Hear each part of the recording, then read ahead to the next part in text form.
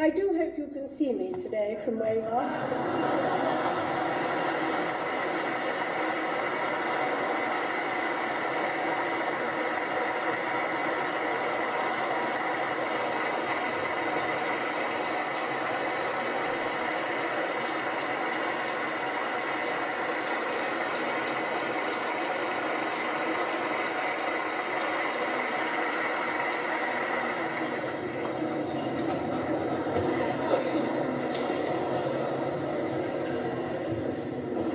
Mr. Speaker, Mr. President, distinguished members of Congress,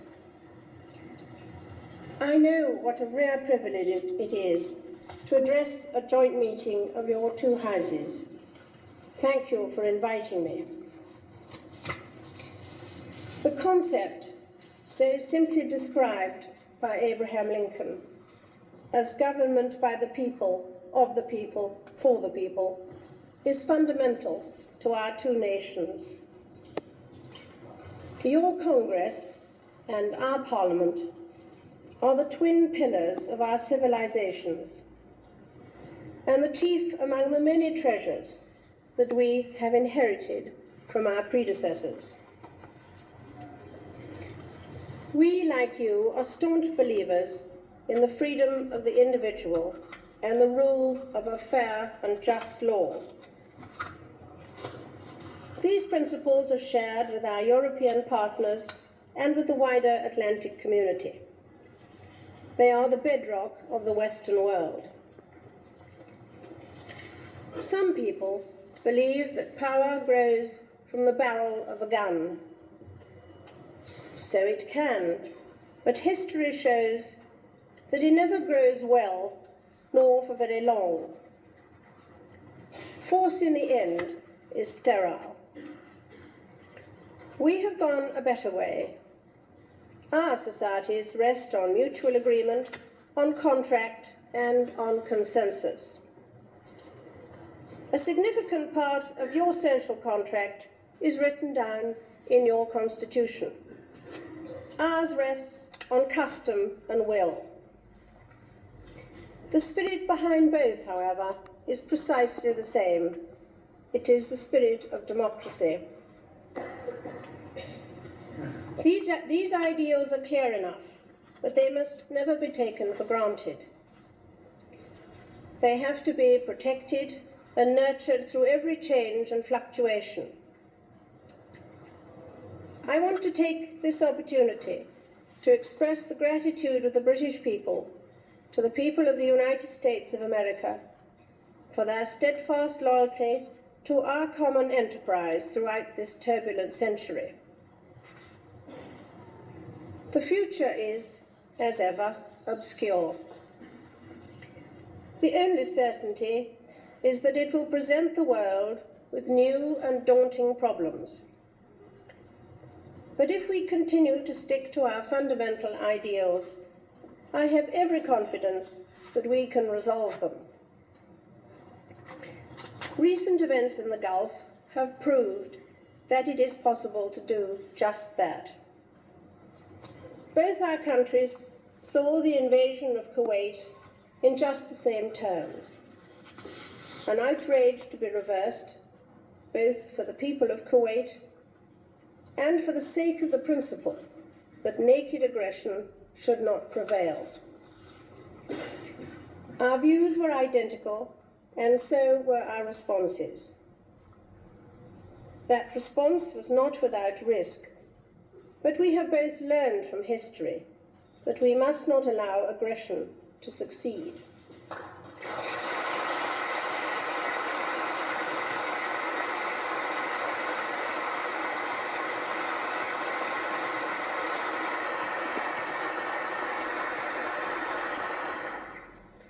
I salute the outstanding leadership of your President and the courage and prowess of the armed forces of the United States.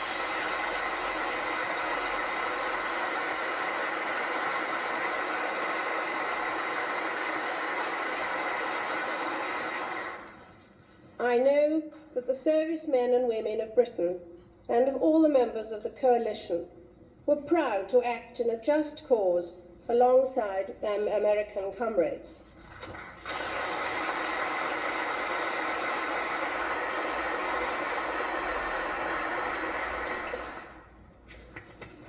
Unfortunately, experience shows that great enterprises seldom end with a tidy and satisfactory flourish. Together, we are doing our best to re-establish peace and civil order in the region, and to help those members of ethnic and religious minorities who continue to suffer through no fault of their own. If we succeed, our military success will have achieved its true objective. For all that uncertainty, it would be a mistake to make the picture look too gloomy. The swift and dramatic changes in Eastern Europe in the last decade have opened up great opportunities for the people of those countries. They are finding their own paths to freedom. But the paths would have been blocked if the Atlantic Alliance had not stood together, if your country and mine had not stood together. Let us never forget that lesson.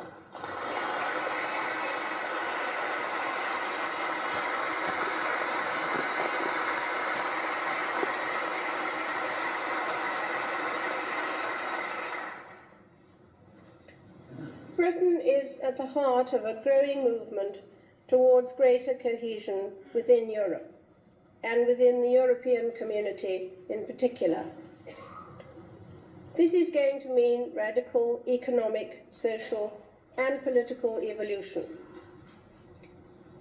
NATO, too, is adapting to the new realities in Eastern Europe and the Soviet Union, and to changing attitudes in the West. It is Britain's prime concern to ensure that the new Europe is open and liberal, and that it works in growing harmony with the United States and the other members of the Atlantic community. All our history in this and earlier centuries underlines the basic point that the best progress is made when Europeans and Americans act in concert.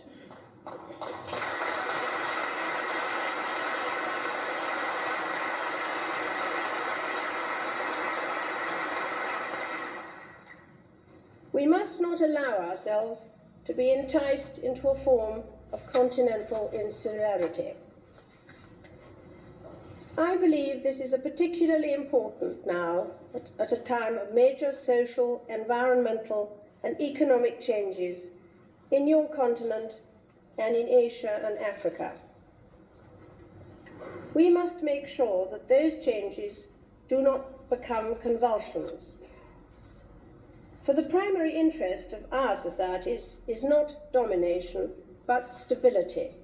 Stability so that ordinary men and women everywhere can get on with their lives in confidence. Our two countries have a special advantage in seeking to guide the process of change because of the rich ethnic and cultural diversity of both our societies. Stability in our own countries depends on tolerance and understanding between different communities. Perhaps we can, together, build on our experience to spread the message we have learnt at home to those regions where it has yet to be absorbed. Whether we will be able to realize our hopes will depend on the maintenance of an acceptable degree of international order. In this, we see the United Nations as the essential instrument in the promotion of peace and cooperation. We look to its charter as the guardian of civilized conduct between nations. In 1941, President Roosevelt spoke of freedom of speech and expression everywhere in the world. Freedom of every person to worship God in their own way, everywhere in the world. Freedom from want and freedom from fear. Just as our societies have prospered through their reliance on contract, not force, so too will the world be a better place for the spread of that mutual respect and good faith which are so fundamental to our way of life. Freedom under the rule of law is an international as well as a national concern. That thought might be in the minds of those of you attending the 50th anniversary meeting of the British American Parliamentary Group in July. Both our houses are eager to greet you. They will, I know, tell you that our aim as Britons and Europeans is to celebrate and nurture our long-standing friendship with the people of the United States. We want to build on that foundation and to do better.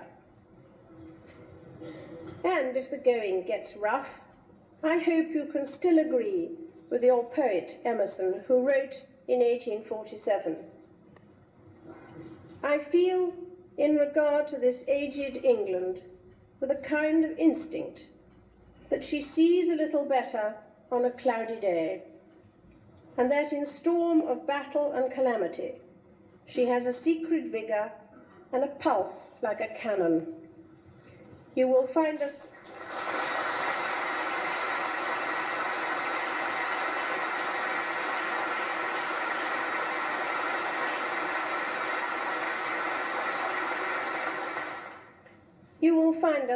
worthy partners, and we are proud to have you as our friends.